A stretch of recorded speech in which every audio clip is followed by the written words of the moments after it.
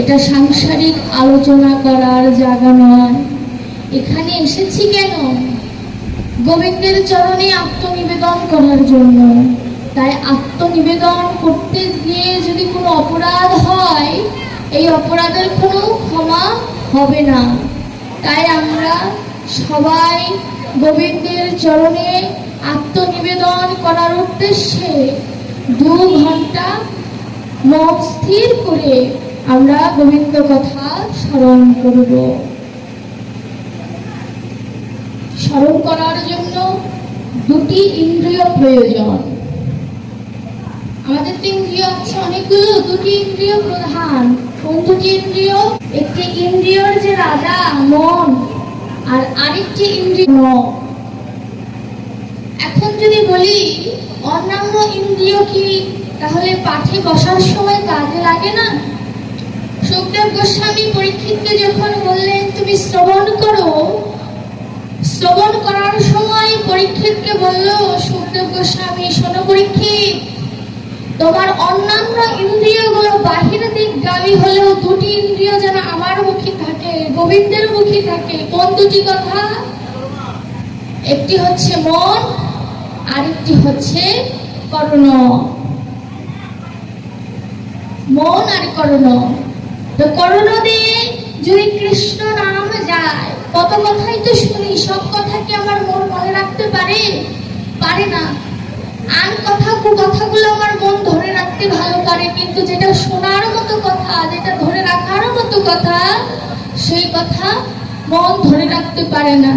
তাই সুখদেব গোস্বামী পরীক্ষিতকে বলল, পরীক্ষিত, তুমি তোমার মনটাকে আগে এমন ভাবে পক্ক করো, যেমন গাছের আম পাকলে মালিকের যেমন ওই আমের দিকে লোভ থাকে যে ওই আম খদ্দেরের কাছে বিক্রি করলে সে অর্থ পাবে, ঠিক তেমন করে তোমার ওই মনকে তুমি পাকা আমের সাথে তুলনা করো, আর মালিককে আমার স্বয়ং গোবিন্দ। আর বিক্রি করবে কার কাছে? বিক্রি করবে যখন একজন শুদ্ধ ভক্তের কেউ দর্শন পায়, আর অপর আরেকজন ভক্ত ধরুন ভক্ত নয়, অভক্তই ধরুন, সেও কিন্তু বুঝতে পারে ওই যে তিলকমালা ধারণ করেছে ভজনের পথে অবশ্যই আছে। তো বলছে যে ভগবানও যদি মালিক হয়, ওই পরিপক্ক ভক্তকে বিক্রি করবে অপর ভক্তের কাছে। কেমন? ভক্তে ভক্তে যখন মিলন ঘটে, মধুর আলিঙ্গন ঘটে, তখন খদ্দেরের সার্থকতা। খদ্দের যখন কেনে, আম যখন বাজার থেকে কেনে, আম যদি মিষ্ট হয়, তাহলে খদ্দের কি বলে? আমটা কিনে জিতেছি। ঠিক তেমন শুদ্ধ ভক্ত সঙ্গ করলে যদি আমার মনের ময়লা দূর হয়ে যায়, তবে অভক্ত বুঝতে পারে আমি সঠিক ভক্তের সঙ্গ করেছি। এর জন্য সঙ্গ করতে হবে এমন, যেমন যে লোহা ভাসে কখন মরিচিকা যখন পড়ে, তাই না? সঙ্গ দোষে লোহা ভাসে। ঠিক তেমন অভক্ত ভেসে যায় কোন জলে? গোবিন্দের নাম জলে ভেসে যায়। আর ওই মরিচিকাটাকে, ওই মরিচিকাটা ভগবান নয়, কিন্তু ভগবান সব পারে, কিন্তু ভক্তকে ভগবান কাঁদাতে পারে না, ভক্তকে ভক্তই কাঁদাতে পারে। এর জন্য ওই মরিচিকা ভগবান নয়, ওই মরিচিকা হচ্ছে আমার ভক্ত। তাই সুখদেব গোস্বামী বলছে, পরীক্ষিত, তুমি তোমার মনটাকে স্থির করো। কেন? ওই চঞ্চলকে ধরতে গেলে মন স্থিরের প্রয়োজন আছে। যদি বলি উদাহরণ দাও, বাস্তবতার সাথে যদি উদাহরণ দিতে যাই, লাটিম দেখেছেন? লাটিম যখন সুতার প্যাচ দিয়ে ওই সুতাটা যখন টান দেওয়া হয়, লাটিম কিন্তু ঘুরতে থাকে। অনেক ছোট শিশুরা আছে না, ওই লাটিমটাকে হাতে তুলে নেয়। কারা পারে? যাদের চোখের দৃষ্টি ঠিক আছে, ওই লক্ষ্যটা যাদের ঠিক থাকে, তারা কিন্তু হাতে তুলতে পারে। আর শাস্ত্র বোঝাতে যাচ্ছে যার লক্ষ্য ঠিক আছে, সে গোবিন্দকে হাতে নয়, সে গোবিন্দকে মাথার মুকুট করে রাখে। তাই ভজন করতে গেলে পরীক্ষিতকে অবলম্বন করতে হবে যে পরীক্ষিত কিভাবে ভাগবত শ্রবণ করেছিল। যদিও এগুলো আমার বলার কথা নয়, যে প্রথম পাঠ করে করেছে তার বলার কথা যে শুনতে হবে কেমন করে, কিন্তু আমি তো জানি না বলেছে কিনা, তাই আমি আমার কর্তব্য পালন করে যাচ্ছি। তো শুনতে হবে মন দিয়ে। আর কর্ণ কি করবে? কর্ণ গোবিন্দ কথা শুনতে চাইবে না, এটাই সত্য। কর্ণকে বোঝাতে হবে যে এই জগতের আন কথা কুকথা শুনলে কি আমাদের মনে ব্যথা লাগে না? আমার সম্পর্কে যদি কেউ নিন্দা করে সেটা যদি আমি কানে শুনি আমার কষ্ট লাগবে তো। তাই কর্ণকে বোঝাতে হবে, হে কর্ণ, ইহজগতের কষ্ট যদি না পেতে চাও তাহলে ইহজগতের কথা তুমি কর্ণ দিয়ে শুনো না। শুনতে যদি হয়, কাঁদতে যদি হয়, গোবিন্দ কথা শুনে কাঁদো। অক্ষয়া তিথি, আর তিথিটা শেষ হয়ে গিয়েছে, চতুর্থী শুরু হয়ে গিয়েছে। এই যে অক্ষয় তিথি, যে তিথি সম্পর্কে না বললেই নয়। অক্ষয় বলতে কি বোঝায়? সহজভাবে যদি বলতে চাই, যা কোনোদিন ক্ষয় হয় না। আমি যদি এই তিথির মধ্যে ভালো কর্ম করি সেটাও ক্ষয় হবে না, যদি খারাপ কর্ম করি সেটাও কোনোদিন ক্ষয় হবে না।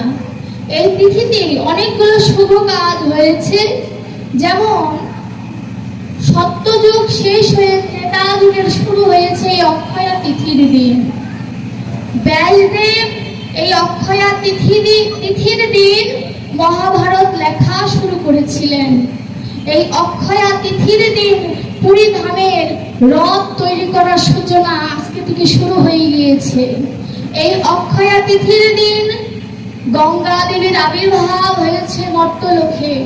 এই অক্ষয়া তিথির দিন দ্রৌপদীর বস্ত্র হরণ হয়েছে। এই অক্ষয়া তিথির দিন অক্ষয় পাত্র সূর্যদেব দ্রৌপদীকে দান করেছিলেন। এই অক্ষয়া তিথির দিন মা অন্নপূর্ণা শিবকে ভিক্ষা দিয়েছিলেন অন্ন। এই অক্ষয়া তিথির দিন সুদামা দ্বারকায় গিয়েছিলেন ভগবান শ্রীকৃষ্ণের কাছে। আমরা তো সবাই লীলা জানি, তাই না? এই অক্ষয়া তিথির দিন এমন হিসাব করতে গেলে হাজার হাজার শুভকর্ম হয়েছে।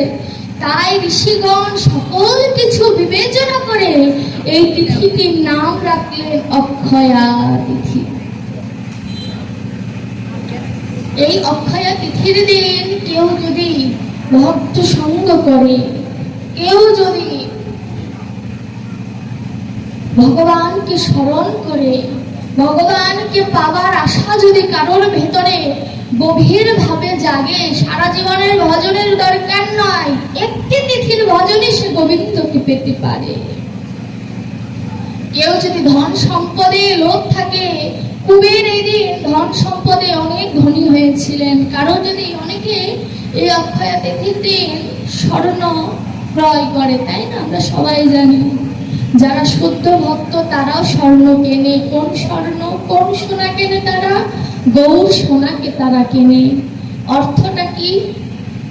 এই জগতের স্বর্ণ কিনতে গেলে টাকার প্রয়োজন, আর আমার গৌর সোনাকে যদি কেউ কিনতে চায় সেখানেও টাকা নয়, অর্থ নয়, সেখানে মাধুর্যতার প্রয়োজন।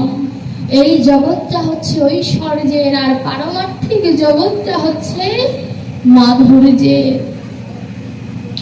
ব্যাসদেব যেদিন এই মহাভারতের লেখার কথা চিন্তা করেন, তিনি তো একদিন পরেও লিখতে পারতেন, কিন্তু যেদিন তার মনে হলো যে না মহাভারত লিখতে হবে, তখন তিনি চিন্তা করলেন আচ্ছা কোন তিথিতে লিখলে সবাই স্মরণ রাখবে যে এই তিথিতে মহাভারত লিখেছিলাম। এটা তার মাথায় ঢুকলো। যেমন আমরা কি জানি কলির জন্ম কবে হয়েছে? মাঘী পূর্ণিমার দিন কলির জন্ম হয়েছে। এই দিনগুলো আমরা সহজে মনে রাখতে চাই না, তাই ব্যাসদেব চিন্তিত হয়ে পড়লেন যে আগত কলি হত জীব, মনে রাখবে কিভাবে? তাই তো তিনি অন্য কোনো তিথি অবলম্বন করলেন না। তিনি শাস্ত্র ঘেটে দেখলেন অক্ষয় তিথির থেকে শ্রেষ্ঠ তিথি নাই। এর জন্য তিনি মহাভারত গণেশ ঠাকুরকে আহ্বান করলেন যে হে গণেশ, তুমি আসো, আমি বলবো, তুমি লিখবে। সূচনা হয়ে গেল। তাই তো এই তিথিটা অনেকে আমি দেখেছি এই তিথিতে অনেকে কাগজে কলমে হরে কৃষ্ণ নাম লেখে, আমি দেখেছি। এটা হচ্ছে ভজন। আমরা সৌভাগ্যবান যে তিথিটা না থাকুক, তবু তো আজকে তিথিটা ছিল, সুতরাং আজকের দিনটা পূর্ণ। তাই পূর্ণ দিনে আমরা যারা শূন্য অবস্থায় আছি তারা যাতে পূর্ণ হতে পারি, সেই আশাই আজকে আমাদের এই ভক্ত সঙ্গে আসা। তো ভক্ত সঙ্গ করতে গেলে আমাদের যা যা জানার প্রয়োজন তা আমরা সবই জানলাম। এবার যদি বলি অক্ষয়া তিথির দিন সত্যি ভজন করলে গোবিন্দ পাওয়া সম্ভব, তার প্রমাণ কি? আমরা তো প্রমাণে বিশ্বাসী, কলিহত জীব তো প্রমাণে বিশ্বাসী। এই যে ভক্ত চরিত্র এখান থেকে উঠে এলো। এক ভক্ত কৃষি কাজ করে, তার স্ত্রী ভজনের পথে নেই, আবার ভজন ব্যতীতও নেই। স্বামী যেহেতু ভজন করে, অনিচ্ছাকৃত ভাবেও স্বামীকে সহযোগিতা করতে হয়। তো এভাবে কৃষক আর কৃষিকাজ যে করে তাদের তো আমরা কৃষক বলি, সেই কৃষক আর তার সহধর্মিণী এভাবেই ভজনের পথে ছুটছে। এভাবে ছুটতে ছুটতে একদিন অক্ষয় তৃতীয়া, এটা আজকে না, বহু কাল থেকে অক্ষয় তৃতীয়া পালন হচ্ছে।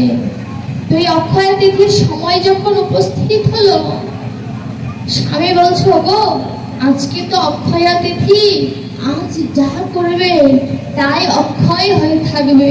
শোনো না, তুমি তো আমার কথা শুনে ভজন করো, আজ আমার কথা শুনে নয়, তুমি মন থেকে একটু ভজন করার চেষ্টা করো। বাবা, যারা ভজন বোঝে না তারা অনেক সময় জিজ্ঞাসা করে, আচ্ছা ওরা কাঁদছে কেন? বলে না, ওরা কাঁদছে কেন? হরিবাসরে গেলে কাঁদতে হবে কেন? ভজন কি? অনেকে কিন্তু জিজ্ঞাসা করে ভজনটা কি। সহধর্মিণী কৃষককে বলছে, আচ্ছা শোনো, তুমি তো আমার স্বামী, তোমার সকল কাজে সহযোগিতা করা আমার কর্তব্য, কিন্তু আমার মনে প্রশ্ন যে ভজনটা কি? তুমি যে ভজন করো কার উদ্দেশ্যে তুমি ভজন করো? কত সুন্দর প্রশ্ন এটা, কিন্তু শুধু তার প্রশ্ন নয়, আমাদের সবার প্রশ্ন যে ভজনটা আমরা কার উদ্দেশ্যে করি। কেউ বলবে ভগবানের জন্য, কেউ বলবে ঈশ্বরের জন্য, কেউ বলবে গোবিন্দের জন্য। এক একজন এক এক রকম কথা বলবে, তাই না? যদিও সর্ববলে এক, কিন্তু আমরা বলতে গেলে এক একজনে এক এক নাম ব্যবহার করি। কিন্তু যে নামই ব্যবহার করি না কেন, সেই নামটি আমার অন্তর থেকে আসে। এটা যদি প্রশ্ন করি যে আমার অন্তর থেকে সেই নামটা কি এসেছে, অন্তর হয়তো সাড়া দেবে না। তো স্বামী বলছে, শোনো, এই যে বলিবার নয় কথা, এই যে অনুভবের বিষয়, এই যে বলা যায় না, এই যে অনুভব করতে হয়, আমি তোমাকে কিভাবে বোঝাবো বলো?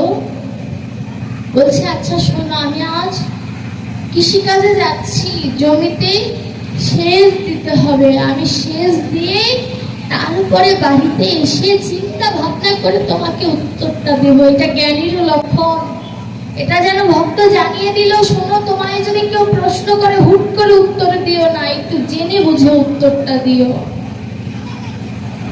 সহধর্মিণী বললেন, ঠিক আছে। এটা কি সহধর্মিণীর ভেতরেও তো গোবিন্দ আছে? গোবিন্দই যেন ভক্তকে প্রশ্ন করছে যে ভজনটা কি।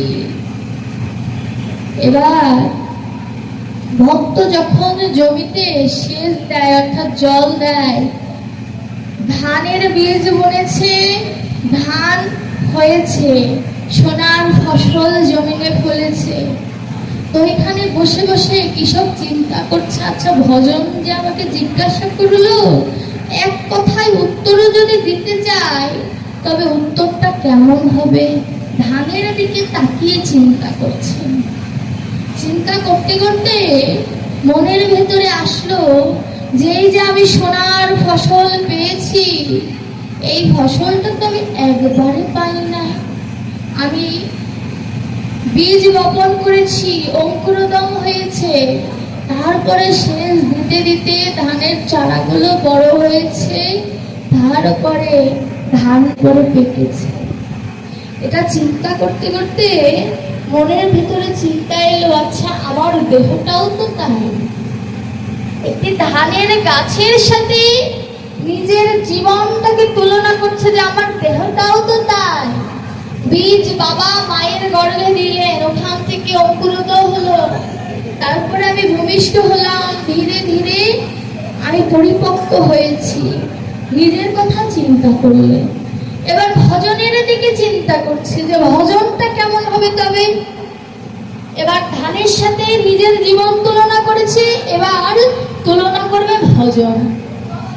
চিন্তা করছে, আমি একদিন হরিবাসরে গেলাম, এক ভক্তের চরণে আমি প্রণাম করে সেই ধুলোটা মাথায় নিলাম। এই যে বীজ বপন হয়ে গেল, এই যে ধুলো যে মাথায় নিলাম, এটা আমার বীজ বপন। কি করতে হবে?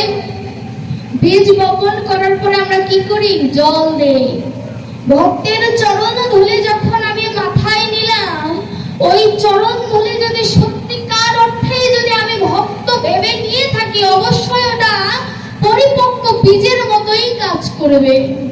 আর বীজে যেমন জল দিতে হয়, কোন শুদ্ধ ভক্ত যদি ওই বীজ মস্তকে দিতে পারে, আপনা আপনি নয়ন বাড়িতে সে ভেসে যায়। বাহিরের জগতে সেচ দিতে গেলে যন্ত্রের প্রয়োজন, আর এই দেহ মাঝে সেচ দিতে গেলে ইন্দ্রিয় নয়নের প্রয়োজন। তো নয়নের জলধারায় সেচ দিতে দিতে একটা সময় ওই যে মাথায় যে চরণ ধুলিটা নিলাম, ওটাও পরিপক্ক হতে থাকে। কেমন? পরিপক্ক হতে হতে ইহজগতের ধানের গাছ বড় হলে ঊর্ধ্ব দিকে যায়, আর এই দেহ মাঝের ভজনের বীজ যদি কারোর অঙ্কুরিত হয়, এটা ঊর্ধ্ব দিকে না, নিম্নগামী হয়। এটাই তো ভক্তের ধারা। ভক্ত কখনো ঊর্ধ্বগামী হয় না। ঊর্ধ্বগামী যে হয় তার নাম ধারা, নিম্নগামী যে হয় তার নাম রাধা। নিম্ন মস্তক নিচে হতে হবে। ওই যখন ওই গাছের ফসল বড় হতে থাকে, বড় হতে হতে পাকবে কখন আমি বুঝবো কেমন করে? ইহজগতের ধান পেকে গেলে হলুদ হয়ে যায়। আর আমার এই দেহের ফসল অর্থাৎ ভক্তি নামক ফসলও যদি পেকে যায়, আমি বুঝবো কি করে?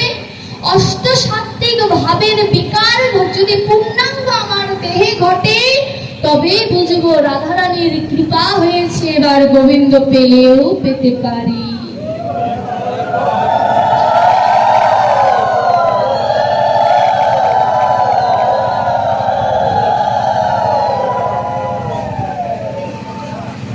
তাই বলছে যে ভজনে যদি অগ্রসর হতে হয়, তাহলে এখানেও যেন জানিয়ে গেল ভক্তের কাছে যেতে হবে।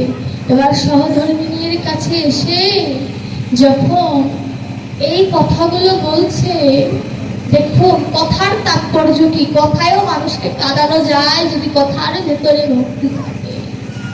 তো সহধর্মিনীকে যখন এই কথাগুলো বলছে, সহধর্মিনী শ্রবণ করে যেন বিবেকে নাড়া দিল, আহারে না জেনে ভজন করেছি, যদি সত্যিকার অর্থে ভজন করতে পারতাম।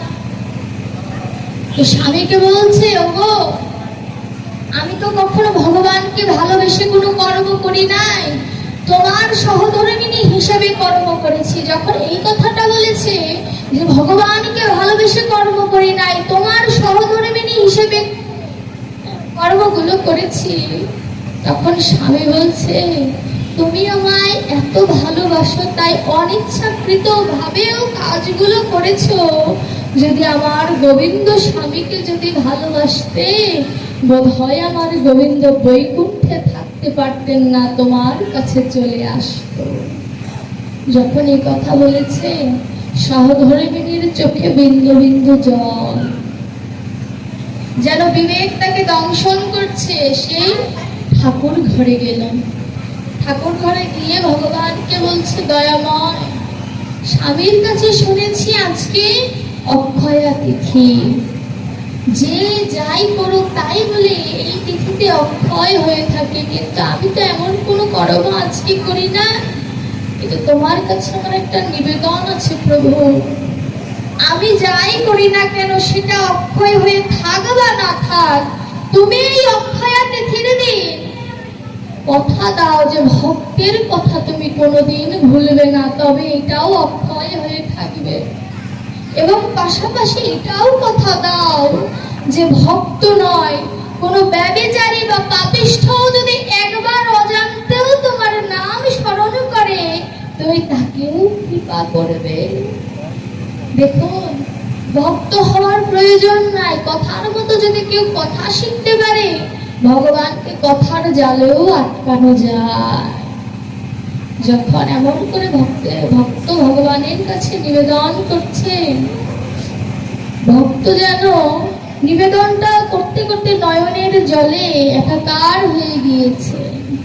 ভগবান বৈকুণ্ঠ থেকে তার প্রিয়াকে বলছে, মা লক্ষ্মীকে বলছে, দেখো আজ ভক্ত আমাকে বলছে যে তুমি কথা দাও, তবে একে পরীক্ষা করতে হয়। তো স্বামীর কথা শুনে সে আজ ঠাকুর ঘরে এসে আমার কাছে নত হয়েছে, একবার পরীক্ষা করতে হয় তো কতটা ভক্ত হয়েছে। ওই কৃষকের ঘরে ছিল একটি ছোট্ট ছেলে, ছোট্ট ছেলে, নাম তার গোপাল। ভগবান করেছে কি, গোপালের বেশ ধারণ করে মায়ের কাছে গিয়েছে। মায়ের কাছে বলছো, মা আমার বড্ড খিদে পেয়েছে, তুমি আমায় খেতে দাও। পরীক্ষা করছে, কারণ এমনি সময় মা ভগবানকে সেবা দেওয়ার আগেই নিজেই সেবা নিয়ে নিত। কিন্তু ভগবান এবার সন্তানের রূপ ধারণ করে যখন এসেছে, মা বলছে, বাবা দাঁড়া, তোর বাবা পুজোটা করে নি, করার পরে আমরা সবাই একসাথে প্রসাদ পাবো। যখন এই কথা বলেছে, ভগবান চিন্তা করছে আরেকটু পরীক্ষা করতে হয়। তো কি করছে, এবার ভগবান নারদ মুনিকে স্মরণ করেছে যে তুমি বৈষ্ণব হয়ে গৃহে আসো, দেখি ভক্ত কতটা পক্ষ হয়েছে। দেখুন, একদিন স্বামীর মুখে ভজন কি শুনেছে, সবার কৃপা তার হয়ে যাচ্ছে। কারণটা কি, অক্ষয়া তিথির দিন ভগবানকে স্মরণ করেছে। যখন নারদ মুনি বৈষ্ণব রূপে আসলেন, আসার পরে যখন ভিক্ষা চেয়েছে, সহধর্মিনী তাকে আসন পেতে ঘরে বসালেন, স্বামীকে বললেন তুমি পূজা দাও, ঘরে বৈষ্ণব এসেছে তাকে সেবা দিতে হবে। সেবা দিতে যে এখন ভগবানের সেবা পূজা অর্চনা করার পরে যখন নারদের সামনে ওই প্রসাদ গুলো সাজিয়েছে, নারদ মুনি বলছে ভক্ত এসে যে এটা প্রসাদ হয়নি। কেন?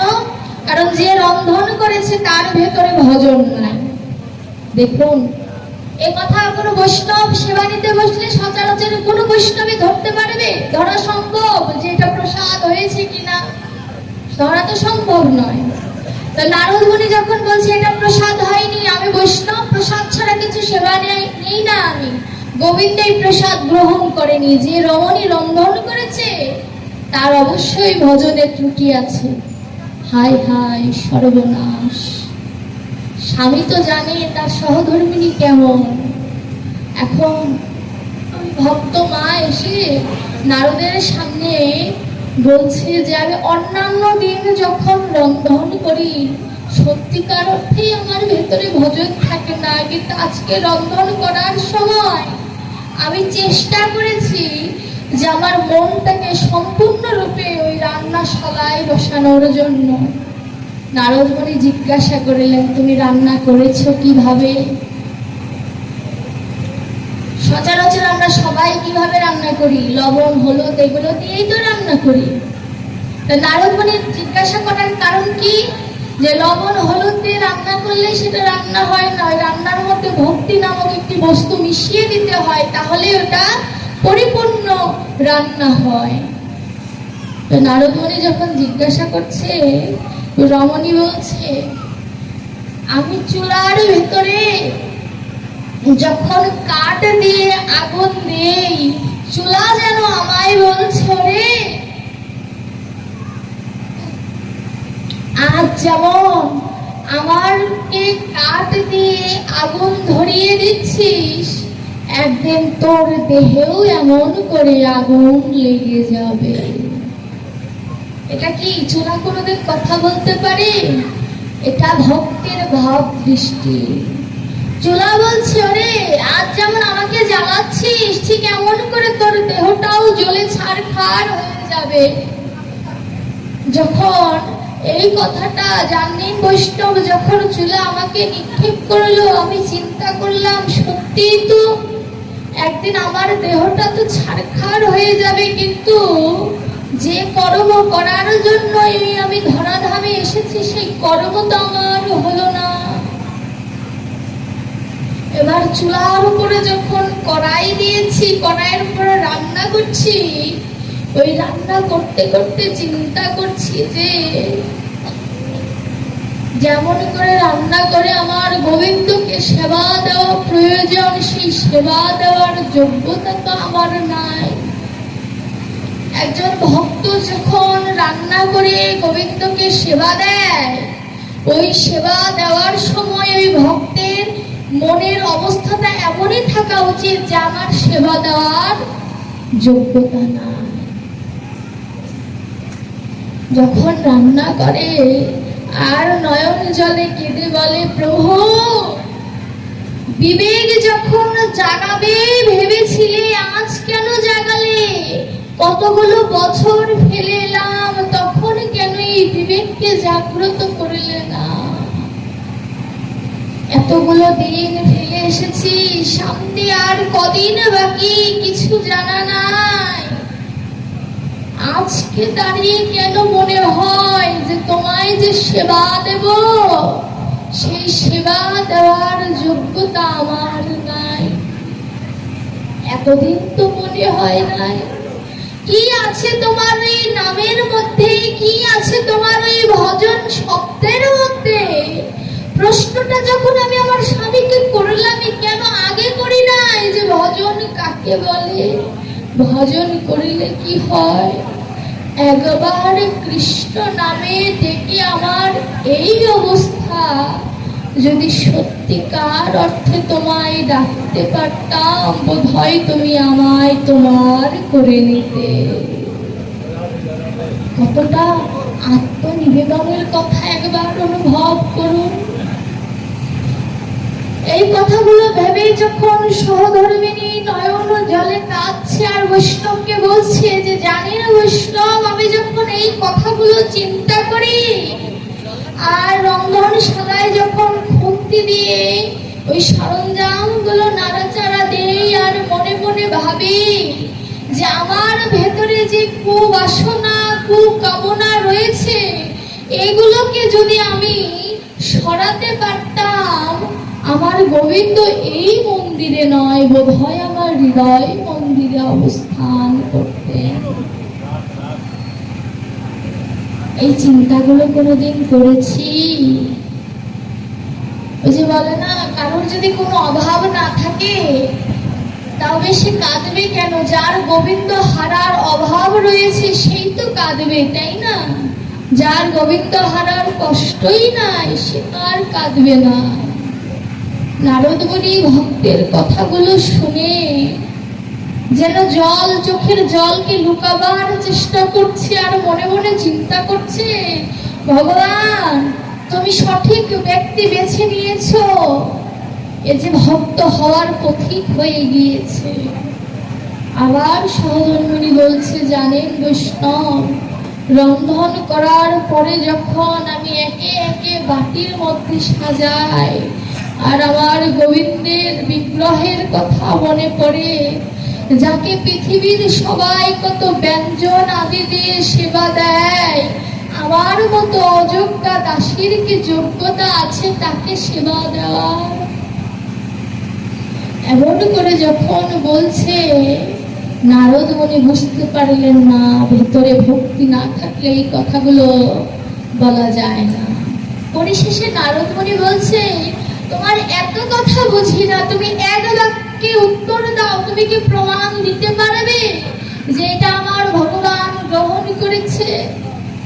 তখন ওই গৃহিণী অর্থাৎ ভক্ত মা বলছে, প্রমাণ একটাই আছে। কি প্রমাণ? যেটাই তুলসী পত্র নিবেদন করা হয় সেটা আমার গোবিন্দ সেবা নিয়ে না নিয়ে থাকতে পারে না। আমার বিশ্বাস, আমি যেমন করে রন্ধন করি না কেন, আমি তুলসী পত্র এটাই নিবেদন করা আছে, আর তুলসী দেবী হচ্ছে আমার গোবিন্দের সব থেকে প্রিয়। তাই আমার বিশ্বাস যে আমার গোবিন্দ এই প্রসাদ সেবা নিয়েছে। যখন নারদ মুনিকে এমনই করে উত্তর দিলেন, নারদ মুনি তখন ওই প্রসাদ সেবা নিলেন। সেবা নিয়ে যাওয়ার সময় জিজ্ঞাসা করছে যে বৈষ্ণব সেবা দিলে তো বৈষ্ণবের কাছে কোনো আশীর্বাদ চাইবে না? আমরা বৈষ্ণব ঘরে আসলে তো আশীর্বাদ চাই, সেবা দেওয়ানোর পরে চাই তো যে বৈষ্ণব বাবা আশীর্বাদ করো, আমার ছেলে যেন ভালো হয়, আমার ছেলে যেন চাকরি পায়, কত আশীর্বাদ করতে বলি। তো ওই ভক্ত মা বলছে, আশীর্বাদ যদি করতে হয় আমায় এমন আশীর্বাদ করুন যেন জন্ম জন্মান্তরে আমার ভগবানকে আমি লাভ করতে পারি। দেখুন চাওয়াটা কেমন হতে হয়। নারদ মুনি তথাস্তু বলে চলে গেলেন। এই যে ভজনটা, এই ভজনটা আমাদের শিখিয়ে দেয় যে কোনো অভক্ত যদি অক্ষয়া তিথির দিন, ভক্ত চরিত্রটা আলোচনা করার মূল অভিপ্রায় এটাই যে কোনো অভক্ত যদি একবার এই অমীয় কথা শ্রবণ করে যদি একবার অনুধাবন করার চেষ্টা করে, ভগবান তো তার কাছে ধরা দেয়। এবং দেখুন নারদ মুনির মতো এত ভজনশীল সেও ধরা দিয়ে দিলেন। কেন? একদিনের একটি প্রশ্নে একটু গোবিন্দ বলে কাদার জন্য। আর আমরা এত সময় পাওয়া সত্ত্বেও ভগবানকে ডাকি না, ভজনের পথে অগ্রসর হই না। এর জন্যই তো শাস্ত্র আমাদেরকে ধিক জানায় যে এমন দেহ পেয়ে যারা কৃষ্ণ ভজে না তাদের ধিক। তাদের ধিক মানে কি? তাদের তুচ্ছ তাচ্ছিল্য করছে। এদের যারা ভজন করে না, এমন সুযোগ্য দেহ দেবতারাও এই মানব জন্ম পেতে চায়। আর এত সুন্দর জন্ম পেয়েও আমরা কিনা ভজন করতে চাই না। এই নাম করে আমার গৌরহরি এমন ভাবাবেগে মনোচিত হয়ে যেত। চৈতন্য চরিতামৃতের ভিতরে পাই মহাপ্রভু একদিন কৃষ্ণ নামে এত বিভোর হয়ে গেলেন